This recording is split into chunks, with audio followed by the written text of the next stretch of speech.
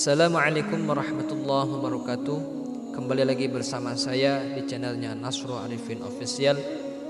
Mudah-mudahan kita semua berada dalam kesehatan dan lindungan Allah Subhanahu wa Ta'ala.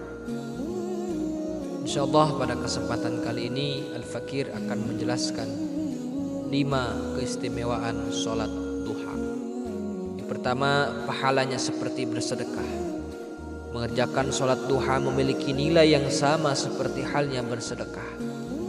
Dalam hal ini bersedekah yang dimaksud adalah sedekah yang diperlukan oleh 360 persendian tubuh kita. Orang yang mengerjakan sholat duha akan memperoleh pahala sebanyak jumlah persendian itu. Sebagaimana sabda Rasulullah SAW, di setiap sendi seorang dari kamu terdapat sedekah. Setiap tasbih itu sedekah, setiap tahmid itu adalah sedekah, setiap tahlil itu adalah sedekah, dan setiap takbir pun itu adalah sedekah. Menyuruh kepada kebaikan adalah sedekah, mencegah dari kemungkaran adalah sedekah, dan 2 rakaat sholat duha pun adalah sebanding dengan pahala semua itu. Yang kedua, dicukupi kebutuhannya. Amalan sholat duha yang dilakukan oleh seorang di awal hari menjanjikan tercukupinya rezeki atau kebutuhan seorang di akhir hari.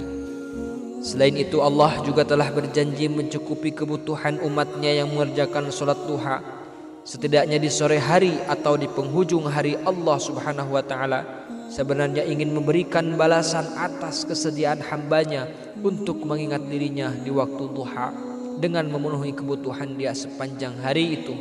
Janji Allah itu dapat ditemukan dalam hadis qudsi. Rasulullah SAW bersabda, sesungguhnya Allah Azza wa Jalla berfirman, wahai anak Adam, cukuplah bagiku 4 rakaat di awal hari, maka aku akan mencukupimu di sore harimu.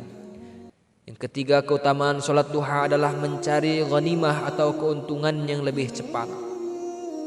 Seseorang yang istiqomah atau rutin menunaikan sholat duha akan memperoleh ghanimah atau keuntungan yang lebih cepat dengan izin Allah Subhanahu wa Ta'ala.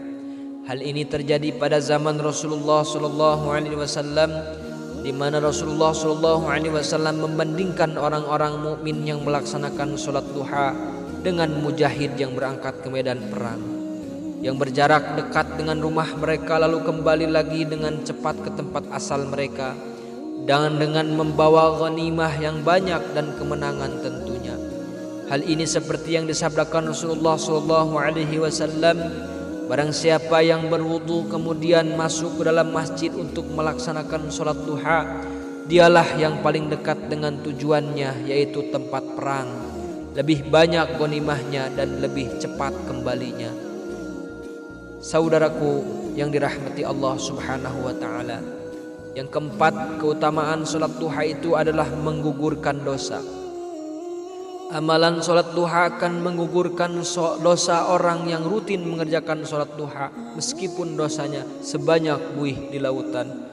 Rasulullah SAW bersabda, barang siapa yang menjaga sholat duha, maka dosa-dosanya diampuni walaupun dosanya sebanyak buih di lautan. Hadis riwayat Tirmidzi. Yang terakhir, keistimewaan sholat duha adalah dibuatkan pintu khusus di surga. Sesungguhnya di surga itu ada salah satu pintu yang dinamakan pintu duha. Bila datang hari kiamat, malaikat penjaga surga akan memanggil, mana ia yang melazimkan sholat duha setiap hari? Inilah pintu kalian, maka masuklah dengan kasih sayangnya Allah Subhanahu wa Ta'ala. Saudaraku yang dirahmati Allah Subhanahu wa Ta'ala, mudah-mudahan kita bisa mengerjakan amal soleh berupa sholat duha secara istiqomah.